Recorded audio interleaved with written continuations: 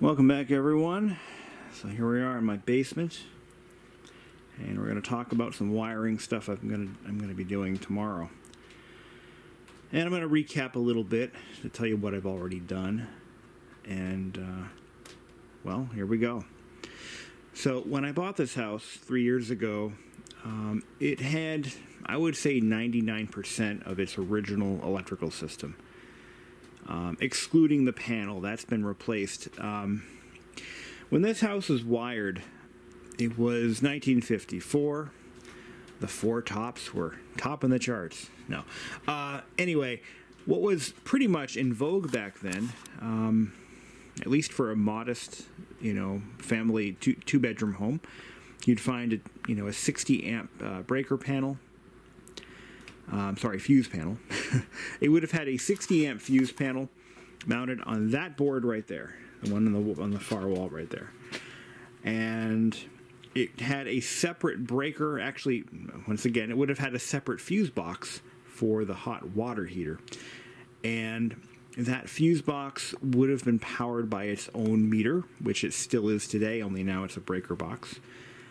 And you had 3 outlets per bedroom. Living room, dining area had a combined total of about 5 or 6 outlets. Kitchen had 1, 2, 3 outlets in the whole kitchen. And the garage had 1 outlet, and the breezeway had 2 outlets. And the breezeway, 1 in the garage. And all that was still intact. But electrical demands have increased dramatically, actually, over the past almost 70 years now, to the point where that fuse panel was outgrown by 1983, when they actually removed it and put in this 100 amp breaker panel, which is what we have today. Now, as you can clearly see, this panel is completely full. There is no room at the end.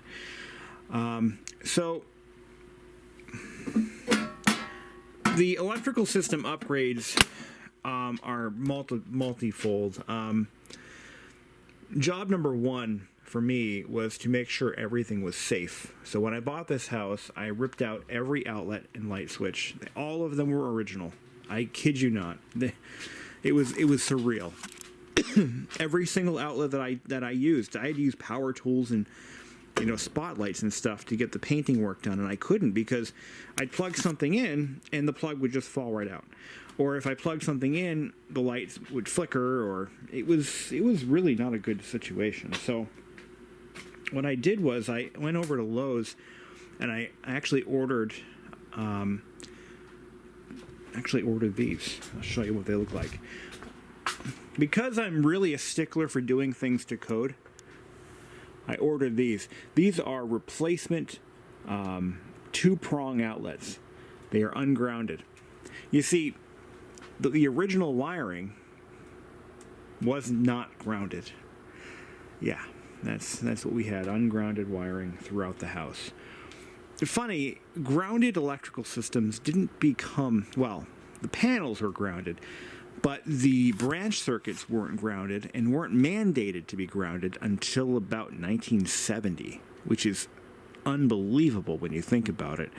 1970 is when electrical branch circuits had to be grounded by code, which is why I see houses built as late as 1968.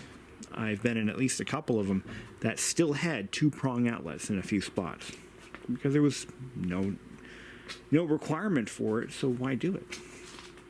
So you put those cheater plugs in there and, okay, you can plug in your vacuum.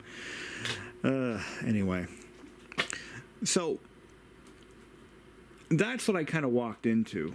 And like I said, I was doing everything by the book, so I wanted to have outlets that weren't pretend ground, okay? Because let's just say things weren't going to work out with this house and I decided to resell it. I don't want an electrician home inspector to come in and fail the house's electrical system because I have ungrounded outlets everywhere, even though they are 3-prong outlets. So that's what I did. Was it stupid? Yeah, it was a dumb decision. Honestly, the dumbest thing I've ever done. You know what I should have done? rather than do that, I could have just installed a GFI breaker in the panel for each branch circuit that needed it, and I could have put 3-prong outlets throughout the entire home, but whatever. And there's actually a third option, and that is to install GFI outlets in each circuit. You can do that too. That is another way to do it. So if, let's say you have daisy chained outlets, you could put one in the first outlet, and then the rest of them can be 3-prong. And what that does is it gives you don't get the equipment ground, but you do get the safety factor. So if it's something, let's say you have a grounded toaster, you plug it, or let's say you have a toaster, period, and you decide to make some toast in the bathroom. You plug the toaster into the wall, and you're sitting there in the tub, you're making your toast, and then, oh crap, you decide to clean the toaster out while you're sitting in the tub, and you pick up the toaster, you dump the crumbs into the tub, but you forget to unplug it, and then you drop the toaster, and if you have a GFI somewhere on that line, or a GFI breaker, you're all set, you're protected. The toaster will just click off the, that's the thing, right? So anyway, I don't make toast in the bathroom. I don't know many people who do. It's a great time saver, I'm sure, but not the safest thing in the world. But all kidding aside, yeah. So as long as you have that, you will have the safety features of the GFI, but not the equipment ground. Some equipment does require a ground to function properly. I'll tell you a story at work. At work, we have these rolling computer. We had them. We don't have them anymore. But we had these rolling computer labs, right? And I got a service ticket in because students were getting electrocuted when they touched the cart, and this really happened. They were getting shocked. So I'm like, oh my god! So I ran up there immediately, and I unplugged the cart, and the ground pin was missing. And this is a steel cart. So obviously there was an electrical fault somewhere in the charging system. I fixed it, but grounding pin was missing. No wonder you. So I mandated that everyone in charge of those carts look at every single one to make sure there's a grounding pin. So I had to buy a bunch of replacement plugs. But anyway, so grounded electrical systems are a safety feature that every home should have. But of course, they weren't mandated until the 70s. Wild, huh?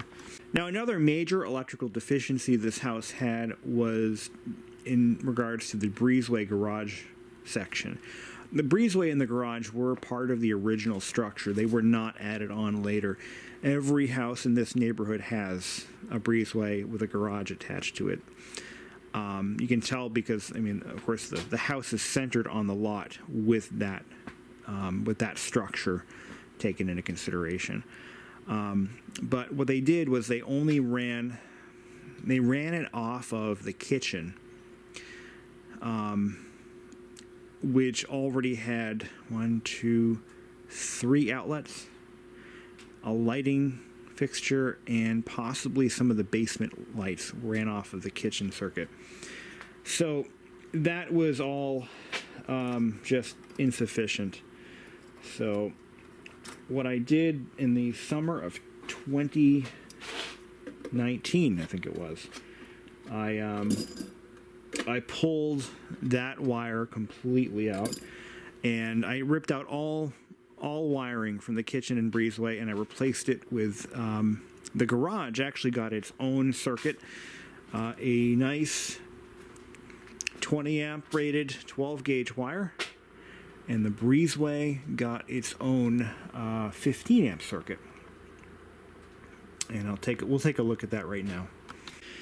So yeah, what's left is we've got 2 bedrooms, master bedroom and the secondary bedroom, and both of those bedrooms actually have 3 outlets in them.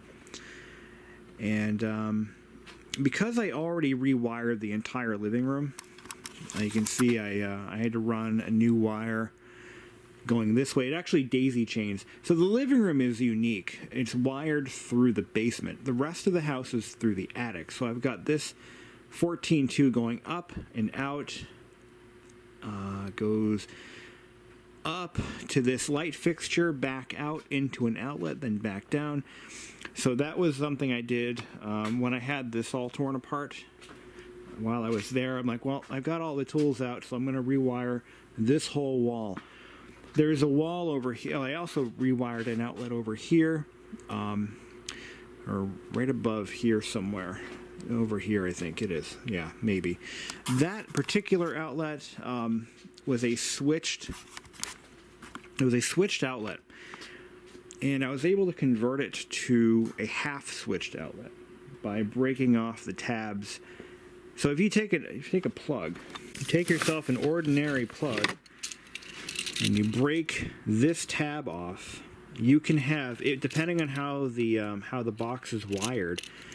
You can have for example a bedside lamp, or a in this case it's in the living room, but we have the top of this plug is switched, the bottom is unswitched, so we got constant power here and just switched here. You can do that by just breaking. That's what these tabs are removable for that purpose. So you split it into two outlets, one switched, one not. And that is how I think most of them are supposed to be done, but this one in particular, they didn't do that. The entire outlet was switched, which was total bullshit. So I was able to fix that up, make it nice. Now, things got a little weird because you've got an outlet right above the furnace. It's actually right over towards the wall.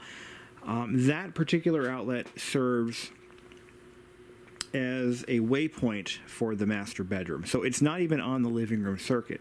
It's on the master bedroom circuit. Now, for that particular one, I ran a new home run from the panel to the outlet. And tomorrow morning, I'm going to wake up and I'm going to go to town. I'm going to be ripping out all the wiring up in the bedroom, and it'll all be added to that grounded circuit. And that's important because, for a couple of reasons. I want to get rid of all of my two-prong Hubble cheap-ass plugs, but I also have the bathroom to contend with. The bathroom is off of the master bedroom circuit. And I had to rewire the bathroom because of a safety issue. You see, what happened was the only safety issue in the wiring system in the entire house was in the bathroom. There's a junction box up in the ceiling, not unlike this one. It's not actually accessible from the ceiling, it's accessible from the attic space. Same exact box, same size and everything. They had 4 conductors coming in, one for the switch, one for the fan and light combo, one for the vanity, and one for the supply power. And in that junction box, I found a lot of deteriorated vinyl insulation. So I don't know whether it was a heat-related issue or the fact that the bathroom exhaust fan had been blowing into it for about 40 years. But something caused that insulation to crumble. So to temporarily fix the problem back 3 years ago, I actually sleeved the wiring. This is something that people do when they're faced with that kind of a situation and they don't want to rewire the whole circuit. In my case, it was 4 wires that had to be pulled individually, and I wasn't really ready to do it. So I just took some heat shrink tubing and I sleeved it. It was like 1, 2, 3, 4, 5, 6. I think there were 8 conductors coming into that box. All of them were sleeved, and it held up just fine until I was ready to do the whole wiring job. Now, had I known it was going to be as easy as it was, I would have just done that. I would have just rewired it, but I didn't. It's done now. But as I was saying, that whole section runs off the master bedroom. So tomorrow's job is to finish that whole circuit, whole thing. We're going to do it all, do it right. And I'm going to try to catch up with you guys when we do that in a little bit. So this was just kind of a long intro to my next project, which is going to be rewiring the master bedroom. And it's only, we have a light fixture in the ceiling, actually a ceiling fan. We've got 1, 2, 3 outlets. The bathroom,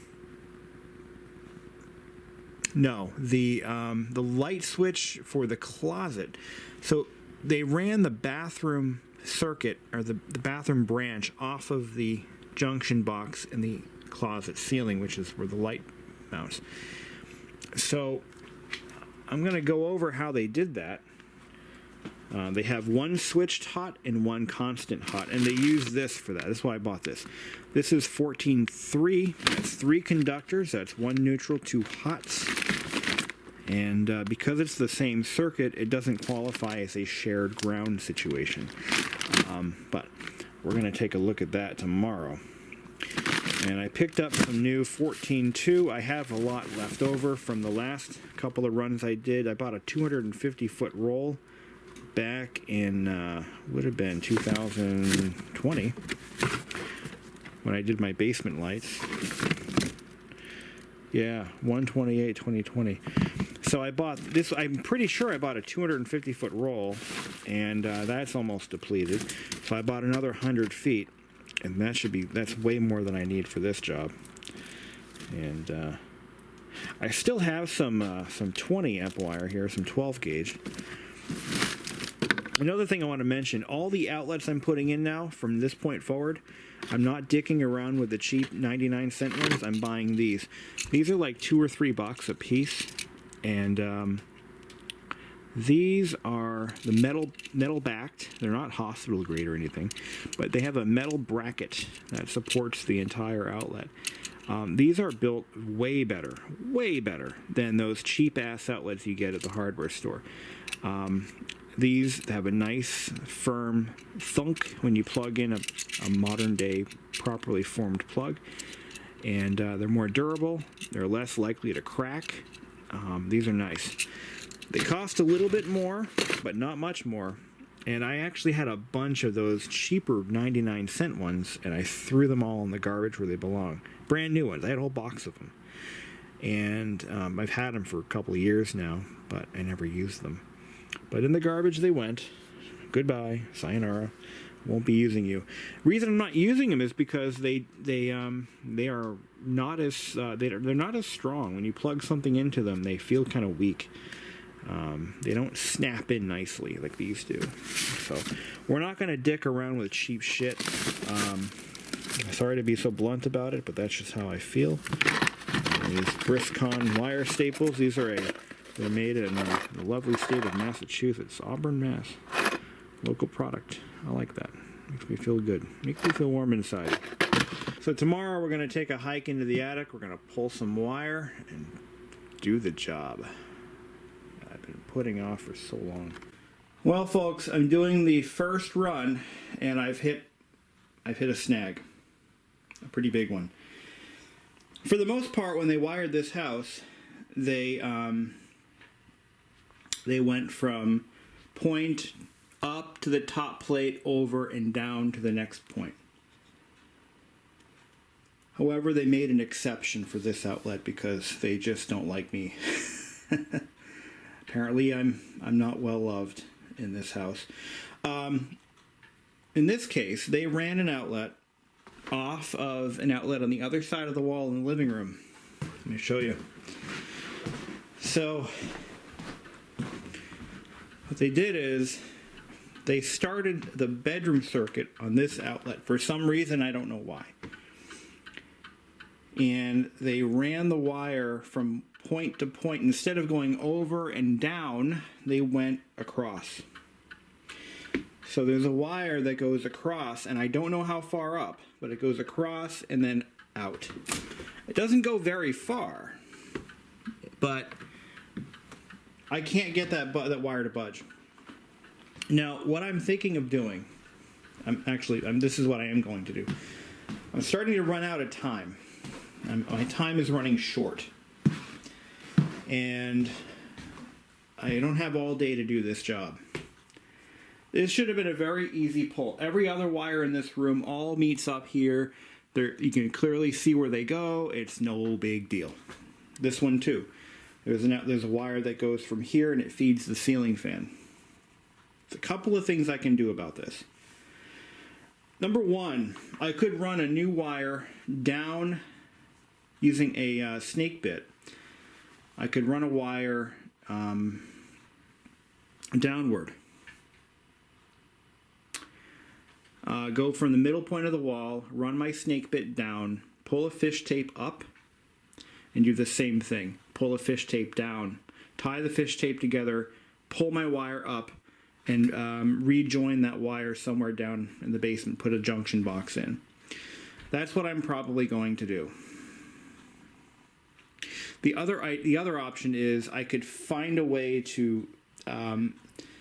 this is where it gets a little tricky because I only want to make small holes. Just one little 1/2 inch or 1 inch hole. That's easy to patch.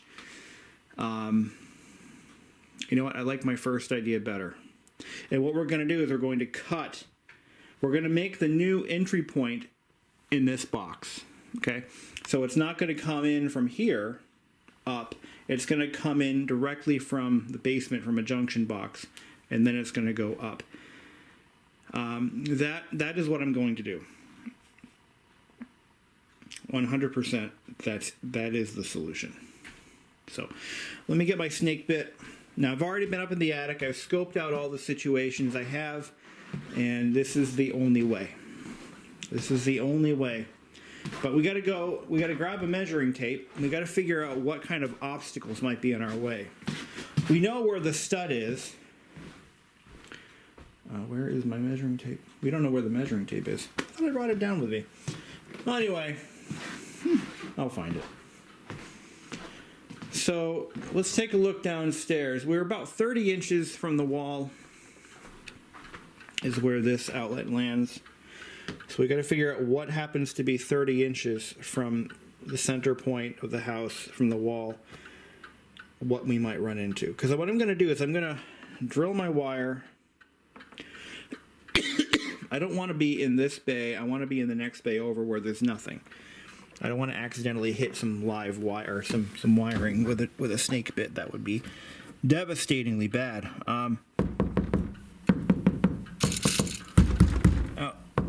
Stud's right about here. That's hollow.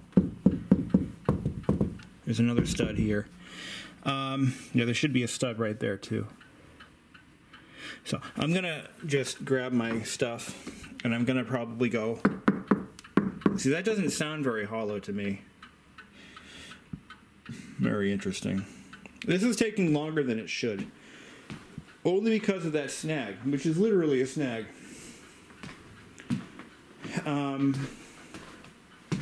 But yeah, we're going to just abandon that horizontal run entirely. I'm not looking to save wire, I'm looking to save time. And we'll just, cut it off and stuff it in the wall. We'll run a new home run, put in a junction box, and the alternative, I should point out, the alternative is to figure out a way to see. I'd have to energize this wire and use my wire finder, and then I'd have to cut 2 holes, the entry point and the exit point. I have to cut 2 good-sized holes in the drywall for that to happen. I don't want to do that. Down in the basement, if I go into the first bay, I'm not going to hit anything. If I can figure out where that first bay is, get right in the middle of it, I'm not going to hit anything. There's nothing upstairs. I've looked. There's nothing I'm going to hit up there. So I can run the wire down, and the wire that feeds that bedroom is this guy right here. We're just going to reroute it into a junction box, mount it on that beam, end of story. I'm liking this. I think this is the way to go.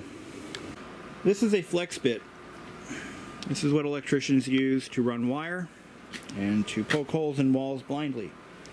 And you do is you attach your fish tape to that hole when you get it through to the other side, and you pull your fish tape through. And if you're going to go through an entire wall. You don't just drill from the bottom all the way up, but you go in the middle of the wall and you flex this bit. Well, I'll show you what I mean. All right, this is going to be a bit tricky because I have the wrong bit. I have a 3/8 and what looks like a 7/8 inch. What I need is a 1/2 inch, but gotta find a stud. The stud right there. We're gonna go pretty much over here. And I'm gonna try to find the middle point. And I'm just gonna eyeball it. This bit is a little bit long and unwieldy, but if I can work with it, I just don't want to do any more damage to the drywall and plaster than I have to. That's really the name of the game here. Here we go. So a 1-inch hole is not going to kill me.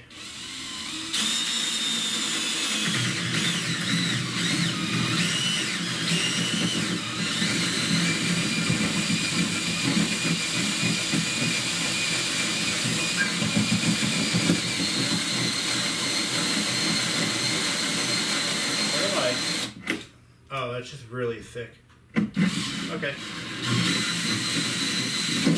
Alright. So now we angle the drill bit downward. You know what? Tell you what I'm going to do. I've got a bit that might be a better choice.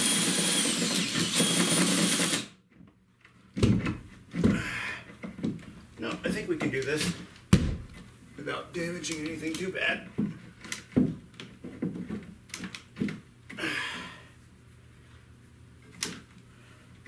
Yeah, this bit's just too big for the job. All right, I think I can make this work with a 3/8.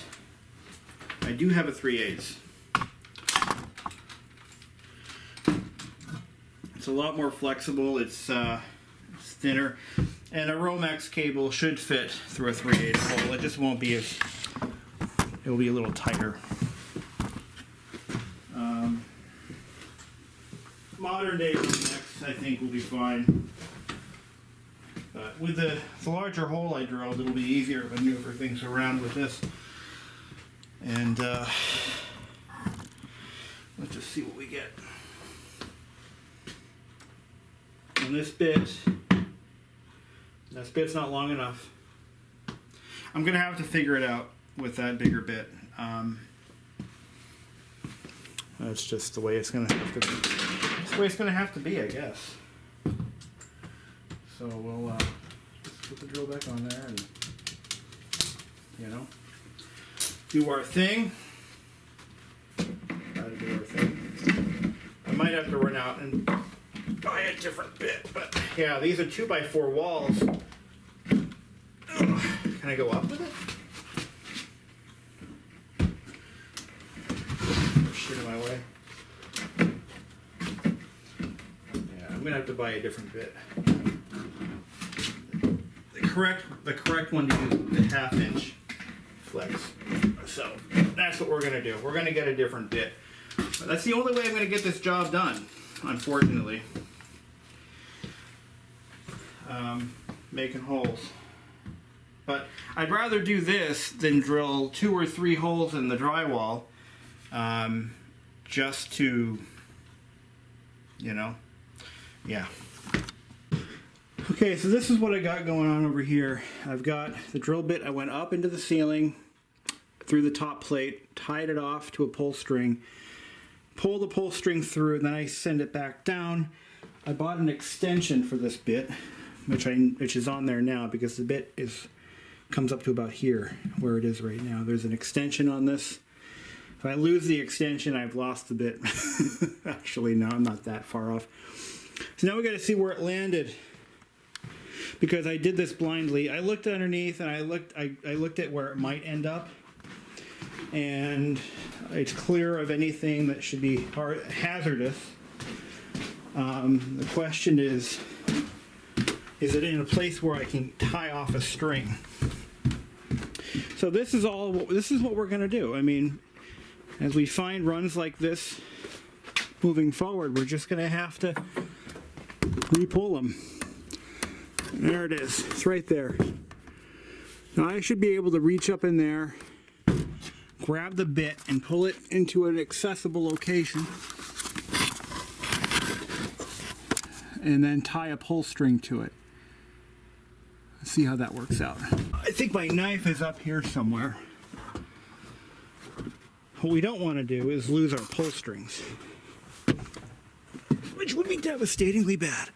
Now, up here is where all our wiring meets.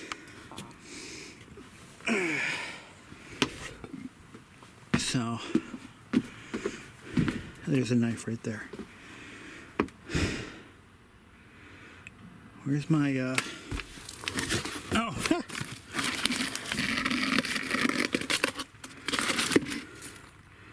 That's good and plenty. So we're going to tie this off onto that nail right there. How'd that sound? Sounds good to me. Yeah, we absolutely had a mouse problem in this house. Everywhere I turn, there's evidence of mouse habitation. What I'd like to do is tear all this old insulation. I need to wear my mask. Oh my God. It's the dust. Just to make sure it doesn't smell up here, it's just dust. Anyway, so that wire that we pull is going to come across under the decking, and it's going to find its way to this point right here. This is where the ceiling fan is, and that fixture box is going to be where that wire enters. Let's see. No, maybe not. There's only space for 4 conductors to come into that box. Only 4. We don't want to raise that number to 5. But I might be able to send it in a different way. Maybe not. Maybe I'll do this. I'll put another junction box up here. I'm thinking. I'll have to think about that. Yeah. I'm gonna have to think that one through because I don't want to overload a junction box. It's only rated for 4. All right, I gotta get out of here. I did all this work wearing a respirator, and I thought if I came up here, as long as I don't disturb anything, holy shit, I'm gonna wind up with the Black Plague. Promise. All right, we got it all tied off. We need this. And we're gonna need a knife. Oh boy. Okay, so I'm at a point where all I've got to do is pull this back through, which may require assistance from the drill to reverse it. And then tie my pull strings together. So the minimal impact to drywall repair is what makes this method worthwhile. As long as the pull string doesn't let go, which it won't. There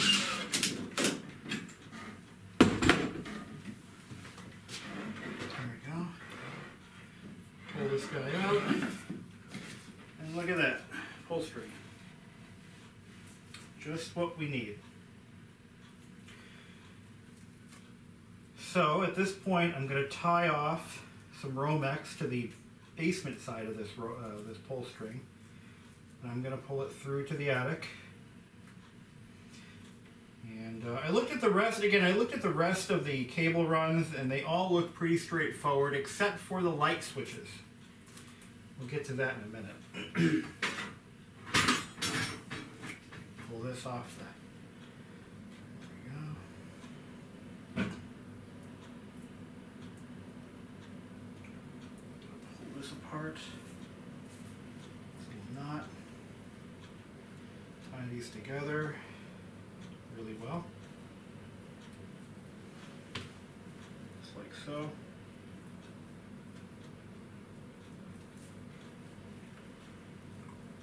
Make sure that that's good and tight. All right, I gotta now put some Romex down in the basement, and we're gonna pull it up into the attic. And that's what we do. And we gotta do what we gotta do.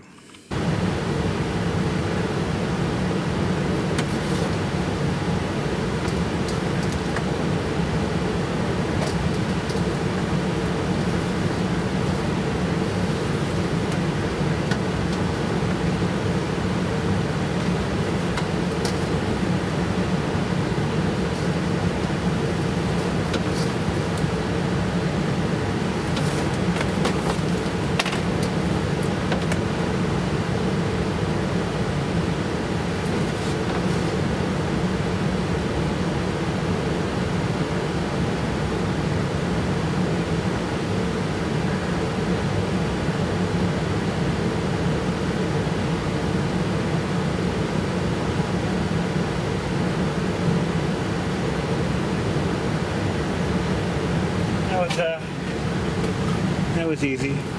I had to tie it off to a nail. I could feel it pulling some weight.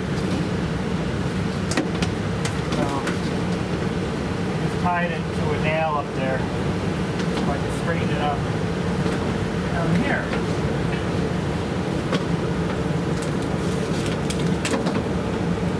You know what I mean?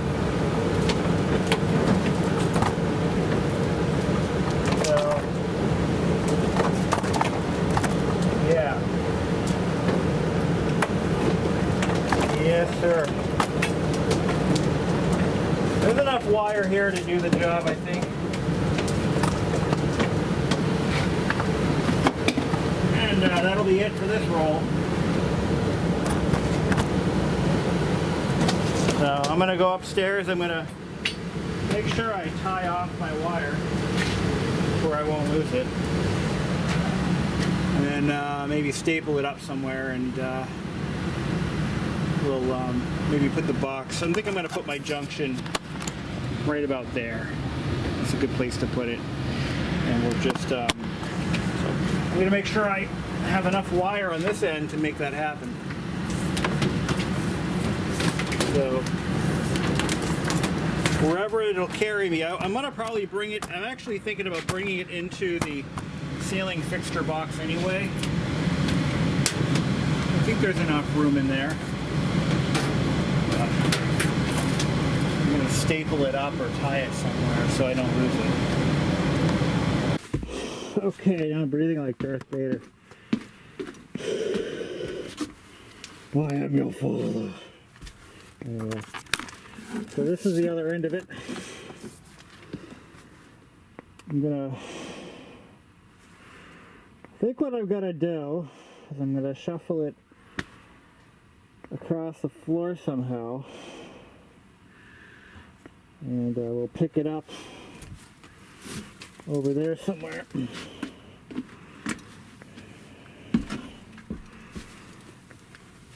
Yeah, we'll pick it up over here, and we'll just find a way to get it over to that box. That's what we're gonna do. Well, folks, while filming this video, we had a bit of an incident. This camera fell off the tripod down in the basement while I was doing that last scene, I think. And, well, now the iris doesn't open anymore, so... the camera's done. It's already been dropped about 37 times. And in a previous dropping incident, I lost the optical image stabilization feature. So I could still use it as long as I had that turned off, because the motor would just grind and make the picture all flickery, and it was just not cool. But now the iris won't open. I think it's done. I think it's done. It served me well, though. Anyway, so this project is now complete. I wanted to show you guys the end result and how I came to that conclusion. So over here, you'll see an outlet right there. So I added an outlet here. Now this is where we ran the wire up into the ceiling, and you can see where's the hole. This is an easy patch job. It took me, however long it takes the drywall compound to dry, and you can't even see where it was, can you? Probably not. So that's all we had to do, just one tiny little hole in the drywall. And because we're in the business of improving things, we added an outlet. So while we had a wire in this bay that wasn't there before, why not put an outlet off of it? So that's exactly what we did. So we've got not just one, but two outlets added to the master bedroom, bringing it to a somewhat modern number of outlets, that being five, three, four, yeah, I got 5 outlets in here now. So the second outlet is right here under the window.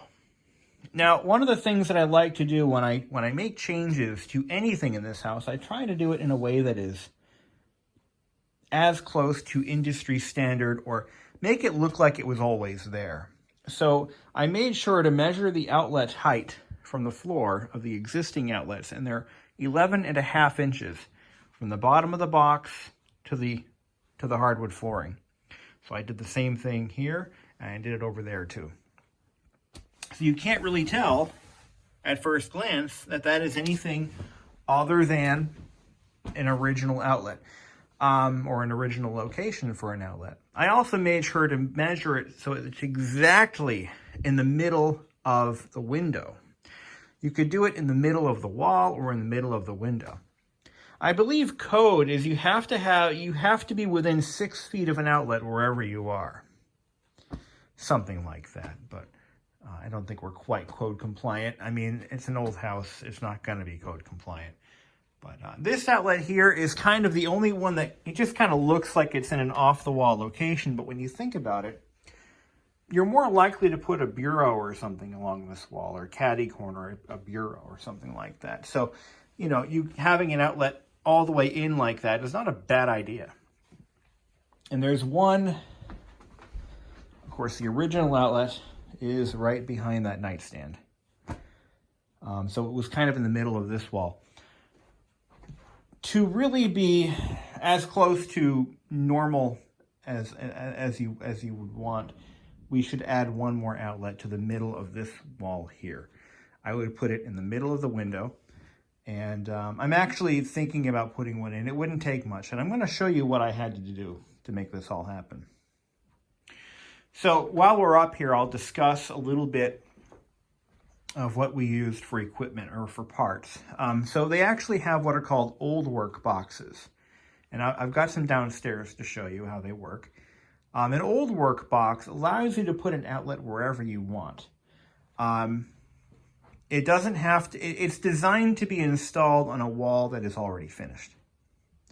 If you're putting in an outlet on a wall that is not completed yet, and you have access to to the drywall side of the wall, what you want to do is obviously put in a stud-mounted outlet box, whatever flavor you choose.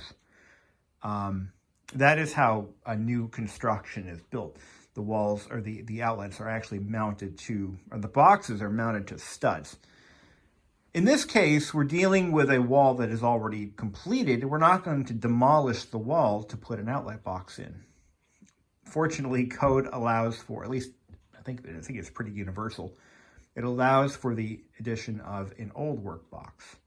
Now, all you've got to do at that point is just, you got to cut in the opening for the box, and you've got to use a snake bit to cut or to drill your hole either up or down, depending on where the wire is coming from. And once you've done that, you snake the wire through, put it in the box, slide the box into the wall, lock it in place, and you're home free. Now, if you own a mobile home, there's a really good chance that most or all of your outlet boxes are done this way. I noticed this when my parents bought a brand new modular home. It was a double wide mobile home, actually. And we had outlets that were actually popping through the wall because that's what they did. They used the thinnest drywall you could freaking purchase legally, and they put those stupid boxes in.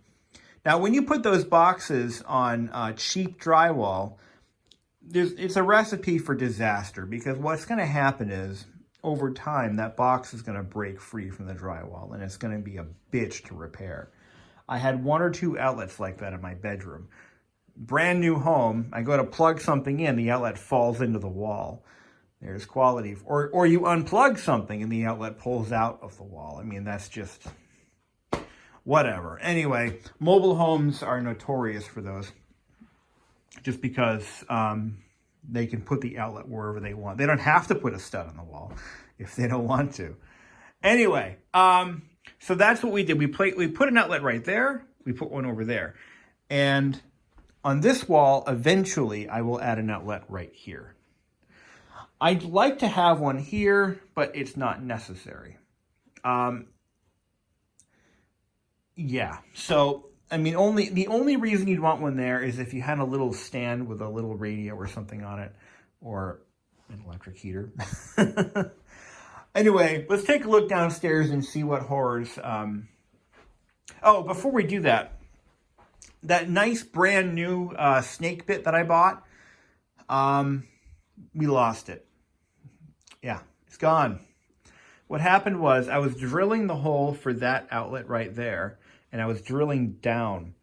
And I think I was drilling into the sill. And somehow that bit got stuck on something. And a flex bit is made of, I believe the shaft is spring steel. So what was happening was, all of a sudden, the shaft started to twist like a torsion rod. And the drill was about ready to tear itself out of my hand. I had to hold on to it with the jaws of life. And I reversed the drill. I went to go drill it, or reverse the bit out of the whatever it got stuck on, and it wasn't budging. I tried and tried, forward and back. Battery died. Put a new battery in the drill. Same thing. Drill, it isn't moving. I took that drill and I twisted it with all... Sorry, I just got a call. Anyway, I could not for the life of me get that bit free. So I was faced with very, very disappointing options. Buy a new bit and cut the bit somehow with a saber saw and just leave it in the wall. But as I was about to give up, yeah, it snapped. I think the bit finally broke from fatigue, and it's still there in the wall. There's about maybe that much of it in the wall, buried in the sill somewhere.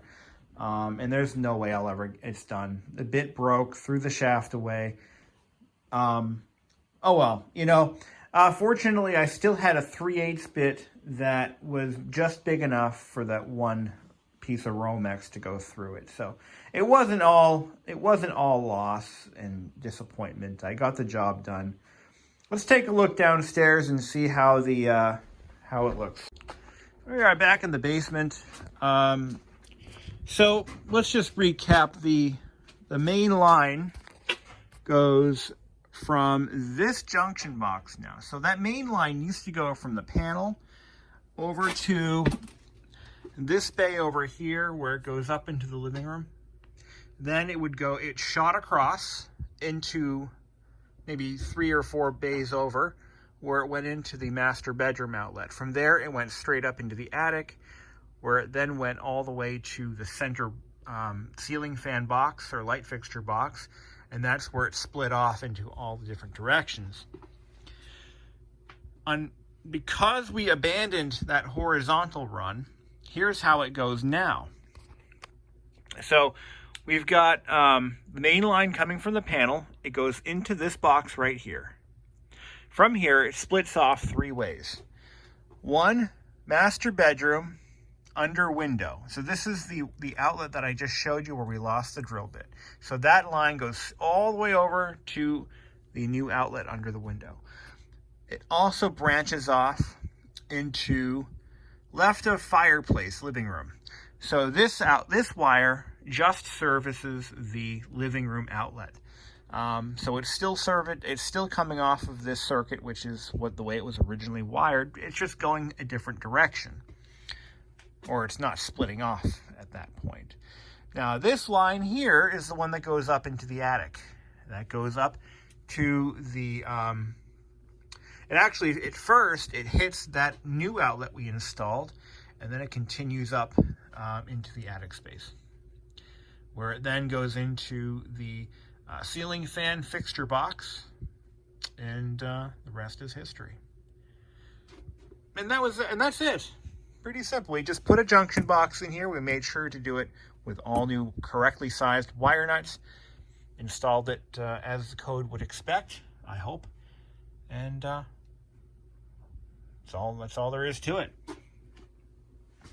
So I got off easy with this one. I only had to make one small hole, about that big, in the drywall. It cost me about $80 in flex bits, just because of that one little mishap. Now, to avoid drilling into the sill again with our one remaining flex bit, when I ran it this time, what I did is I measured, I looked upstairs, I went outside and I looked at the window.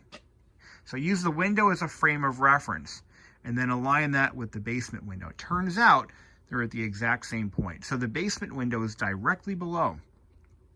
So I was able to figure out roughly how big or where that bay was in relation to the window. I came down here and then I drilled upward. I then reached into the because the wall box opening was just big enough where I could put my hand in there, and I was able to reach in and pull the wire right out of the box. I pushed the wire up from down here without even using the snake bit, and I just pulled it through. So it was pretty easy to do, no challenges really. I did find though, and this is really upsetting me, but I thought I had our mouse situation under control. Turns out I was wrong. We do have mice. This insulation right here I put up not too long ago. It's now full of rodent evidence. So I have to do something about that. I don't know what I'm going to do about it. I don't know where they're coming in. There's still a possibility that they're coming in through the garage.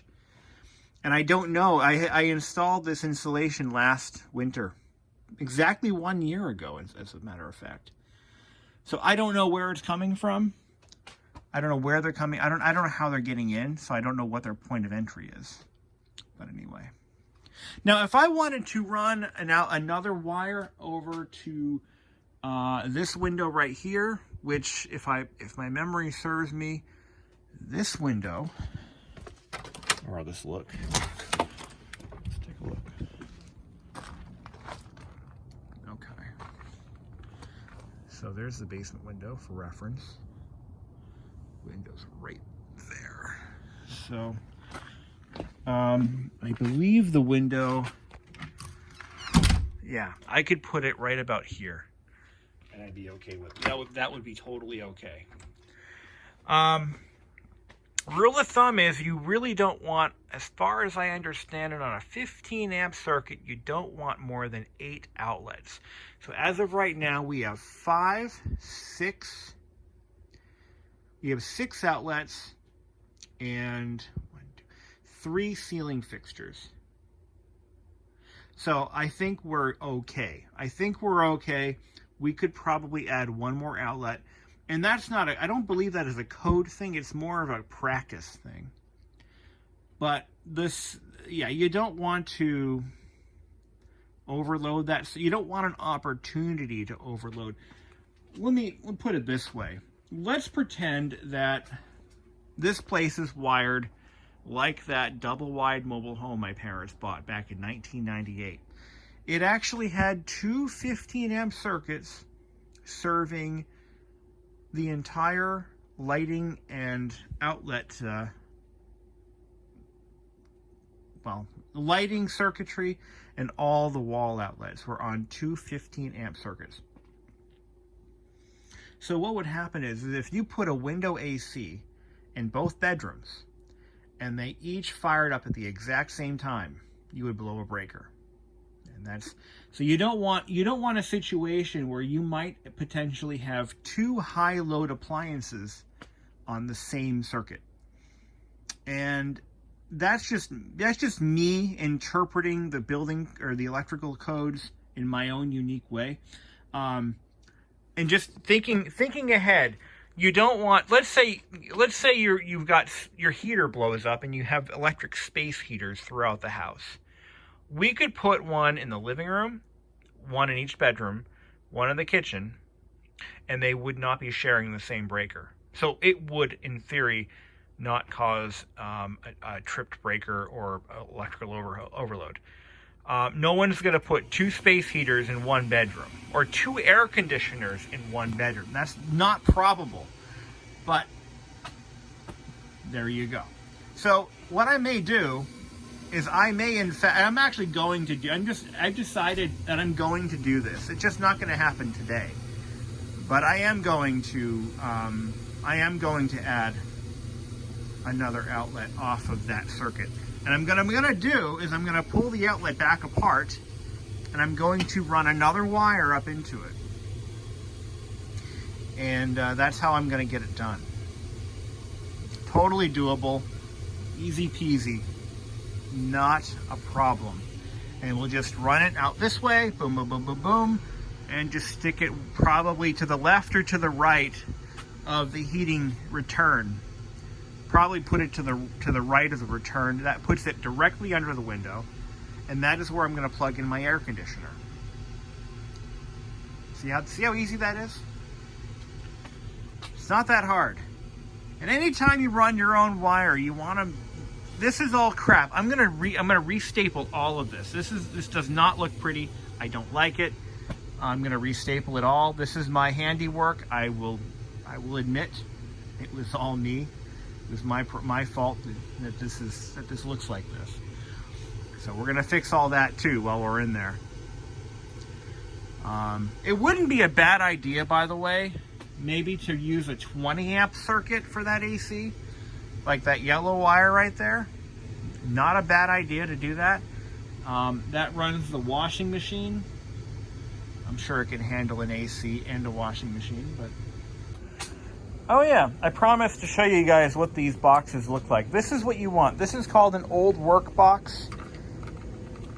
Oreo's gonna inspect it for me. What do you think, buddy? Think it's gonna do the job? Think it'll meet code requirements? What do you think? Anyway, the old work box, you cut a hole. It's the exact same size as this lip right here, this ring. You want to make sure the hole does not get any larger than this perimeter. These ears are what keep the box from being pushed through the wall. And once it's in the wall, you put a screwdriver onto these screw heads.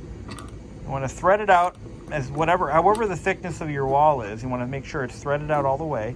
And then as you tighten this screw, it keeps this flag in position, and then it begins to clamp down. You don't want to go too tight. It's only plastic and you will break it. If your drywall is very thin, you want to be real careful because these do put a lot of stress on the drywall. You want to make sure that it's not too close. I guess it wouldn't be a big issue if it's too close to a stud, but you want to make sure wherever it goes, there's enough clearance for this flag to fully open up like that. Otherwise, it'll never clamp down, and you're going to have a big problem. In the case of the mobile home I grew up in, the builder didn't properly size the openings. They made them too big.